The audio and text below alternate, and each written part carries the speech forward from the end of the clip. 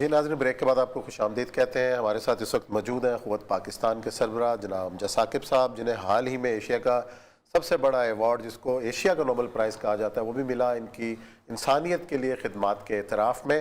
نئے منصوبے کیا ہیں قوت کے، اور جو بے گھر افراد کو گھر دینے کی جو سکیم ہے، اس معاملے میں قوت کس طریقے سے معاونت کر رہی ہے، یہ پوچھیں گے امجد ثاقب صاحب سے۔ السلام علیکم امجد صاحب۔ جی وعلیکم السلام جناب۔ ڈاکٹر صاحب بتائیے گا آپ نے کوئی تازہ منصوبے کے بارے میں، کہ اس وقت جو ہے قوت کا جو اس وقت پرائم فوکس ہے وہ کیا ہے؟ جی سر، اس وقت ایک تو بنیادی طور پر آپ کو پتہ ہی ہے کہ ہم چاہتے ہیں کہ جو بے روزگار افراد ہیں اور اپنی محنت سے غربت سے نکلنا چاہتے ہیں، تو ان کو ہم بغیر سود کے چھوٹے قرضے دیتے ہیں۔ تو ہر روز ہر منٹ، 1 منٹ کے بعد ایک شخص کو قرضہ مل رہا ہے، اور وہ زندگی کی اس جدوجہد میں آگے بڑھ رہا ہے۔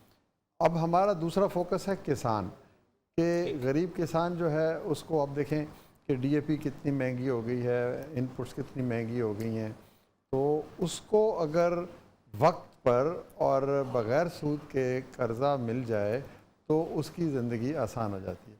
تو یہ ہمارا دوسرا ہے۔ تیسری ایک اور بہت بڑی حکومت پاکستان کے ساتھ مل کر ہم نے کامیاب پاکستان پروگرام کے تحت گھروں کی ایک تحریک چلائی ہے، یعنی جو لوگ گھر نہیں رکھتے ان کو گھر فراہم کیا جائے۔ اب تک آپ بہت سن کے خوش ہوں گے کہ تقریباً 18,000 گھر بنا چکے ہیں، اور ابھی حال ہی میں چند دن پہلے ہم نے کوئی 600 افراد کو مزید ایک دن میں گھروں کی تعمیر کے لیے قرضے دیے ہیں۔ تو یہ ایک بہت بڑا پروگرام ہے جس میں شوکت ترین صاحب کو کریڈٹ جاتا ہے، وزیر خزانہ کو، کہ انہوں نے کہا کہ جو بڑے بڑے بینک ہیں وہ اپنا ان کے پاس وہ صلاحیت اور کیپیسٹی نہیں ہے کہ وہ غریب آدمی کو قرضہ دے سکیں، اس کو پہچان سکیں، اس کے کاغذ بنا سکیں، اس کے کولیٹرل لے سکیں، تو وہ ہمارے جیسے اداروں کو قرضہ دیں، اور ہم آگے غریب آدمی کو جس کے بارے میں ہم جانتے ہیں، جو ہمارے ساتھ 20 سال سے کام کر رہا ہے، جس کی زندگی کے شب و روز جو ہیں اور اس کی جو مشکلات ہیں وہ ہم سے چھپی ہوئی نہیں ہے۔ تو یوں یہ نظام بن رہا ہے کہ حکومت کاسٹ آف کیپٹل بھی دے رہی ہے اور کاسٹ آف آپریشنز بھی دے رہی ہے، اور ان لوگوں کو انتہائی آسان شرائط کے اوپر یہ قرضے مل رہے ہیں۔ تو یہ تینوں چیزیں ہی بہت بڑی ہیں، اور انہی سے اکانومی بھی بہتر ہوگی، کیونکہ روزگار ملے گا اور پروڈکٹیوٹی زراعت کی بڑھے گی، اور اگر گھر بنے گے تو اس سے 70 انڈسٹریز امپروو ہوں گی۔ میں تو سمجھتا ہوں کہ حکومت کو اپنے جو اربوں روپے کی رقم ان 3 شعبوں میں اگر انویسٹ کرنا شروع کر دے تو اس سے ہیومن ریسورس ڈیولپمنٹ بھی ہوگی، اور اس سے معیشت بھی بہتر ہوگی، اس سے لوگوں کو روزگار بھی ملے گا، اور کم از کم ان کو یہ احساس بھی تو ہوگا نا کہ ہم جو غربت کی یہ جو کشمکش اور جد و جہد ہے اس میں ہم اکیلے نہیں کھڑے، ریاست بھی ہمارے ساتھ۔ ڈاکٹر صاحب، یہ جو خاص طور پہ ہوتا یہ ہے کہ ذمہ دار جو ہے وہ اپنی فصل پکنے سے پہلے ہی قرض کے اندر جکڑا ہوتا ہے، اور اس کی فصل جو ہے اونے پونے داموں جو ہے وہ چلے جاتی ہے۔ یہ جو صورتحال، جو مڈل مین ہے اس کو کبھی کھاد کرے، اس کی ساری فصل بکی ہوتی ہے، اور وہ پہلے سے اس کو انٹروین کیسے کرنا چاہیں گے آپ؟ یہ دیکھیں، یہی اولیاء صاحب، آپ سول سروس میں رہے، آپ کو پتہ ہے کہ غریب کسان کے ساتھ کیا ہوتا ہے۔ آپ نے بالکل درست کہا ہے۔ مثلا 15 نومبر سے پہلے اس نے گندم بیجنی ہے، نہ اس کے پاس لیز منی ہے، نہ اس کے پاس پانی کے لیے پیسے ہیں، نہ اس کے پاس ڈیزل ہے، نہ اس کے پاس ٹریکٹر ہے، نہ اس کے پاس پیسٹیسائیڈ ہے، نہ اس کے پاس فرٹیلائزر ہے، اب کچھ بھی نہیں ہے۔ اب وہ سب کچھ کہاں سے لے گا؟ وہ آڑتی کے پاس جائے گا، اور آڑتی اس کو اپنی مرضی سے دے گا، مرضی کی قیمت لگائے گا، اور پھر وہ مجبور اسے کرے گا کہ جب تمہاری پروڈکٹ آئے گی تو وہ تم مجھے ہی بیچو گے، اور اس کی قیمت بھی میں طے کروں گا۔ تو اب یہ ساری چیزیں جب وقت پر اس کو پیسہ نہیں ملا، اس نے 15 نومبر سے پہلے اپنی کھیت میں جو ہے فصل ہی نہیں بوئی، تو وہ پیداوار ہی کم ہو جاتی ہے۔ تو آپ یقین کریں کہ ہم نے یہ جو قرضے دیے، ان سے 18 من فی ایکڑ سے بڑھ کر وہ 40 من پہ پہنچ گیا۔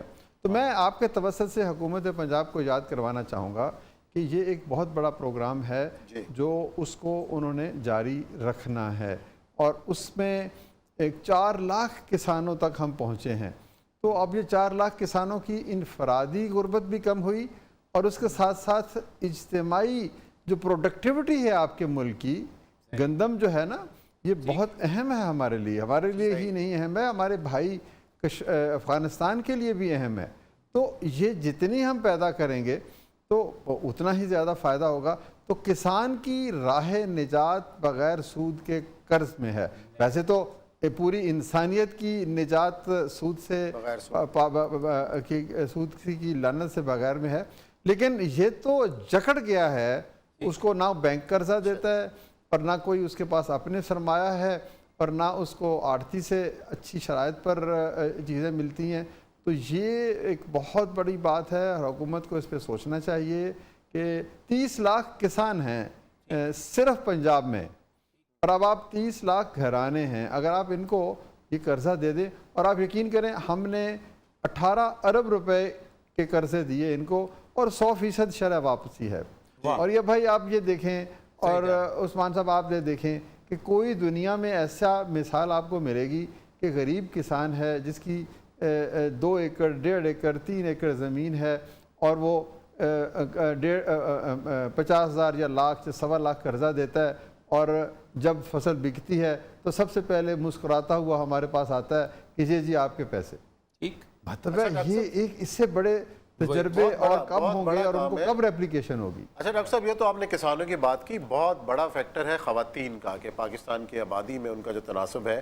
خواتین کے لیے آپ نے اس پورے فنڈ میں ان قرضوں میں کتنا حصہ رکھا ہوا ہے کہ تاکہ یہ خواتین گھر بیٹھ کے جو کام کر سکتی ہیں، جیسے کاٹیج انڈسٹری 42%. اور یہ صاحب جو ہمارے قرضے ہیں وہ خواتین نے استعمال کیے ہیں. اور آپ کیا استعمال کیے ہیں؟ آپ یقین کیجئے کہ انہوں نے ٹیوشن سینٹر بنائے، انہوں نے گھر میں بیٹھ کر کھانے پینے کی چیزیں بنائیں، انہوں نے گھر میں بیٹھ کر لفافے بنائے، اسٹیشنری بنائی، انہوں نے سینہ پرونا کیا، انہوں نے جوتیاں بنائیں، انہوں نے کھیس بنائے، انہوں نے چادریں بنائیں، انہوں نے کشیدہ کاری کی، اور شہروں میں انہوں نے بیوٹی پارلر کھولے.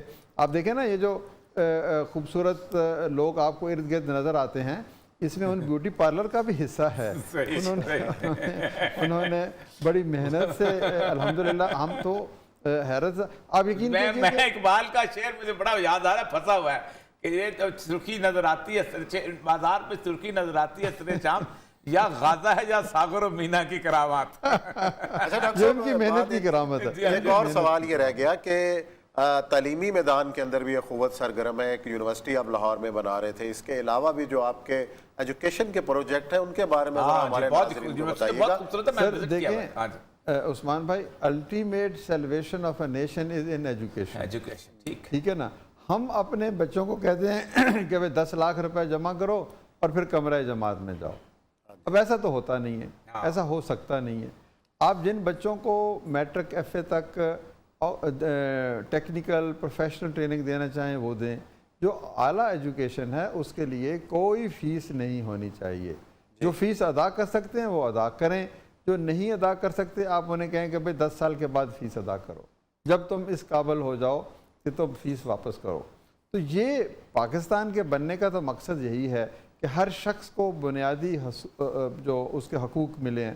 آئین پاکستان کہتا ہے کہ ہر شخص نے، ہر بچے نے پڑھنا ہے. تو 2 کروڑ بچہ اسکول سے باہر کیوں ہے؟ یہ سوال میں کس سے پوچھوں؟ اور یا بھائی یہ سوال میں آپ سے پوچھوں، یہ سوال میں عثمان صاحب سے پوچھوں، یہ سوال میں اس ملک کے با اقتدار طبقوں سے پوچھوں، یہ سوال اس ملک کے دولت مندوں سے پوچھوں، اس سوال میں اس ملک کے علماء کرام اور دانشوروں سے پوچھوں، یا میں خود اپنے آپ سے پوچھوں؟ یہ 2 کروڑ بچہ پاکستان، دنیا میں ایسا نہیں ہے کہ بچے اسکول نہیں جا رہے. جو بچہ اسکول نہیں جائے گا پھر وہ جو باتیں کرے گا وہ آپ کو بھی پتہ ہے اور مجھے بھی پتہ ہے. تو ہم نے بہت اس سلسلے میں بہت شکریہ ڈاکٹر صاحب، بڑی تفصیل سے آپ نے اخوت کے بارے میں بتایا کہ کیا پروجیکٹس ہیں اور لوگ کس طریقے سے استفادہ کر سکتے ہیں اخوت سے. بہت بڑی انسانیت کی خدمت ہے جو آپ اور آپ کی ٹیم کر رہی ہے.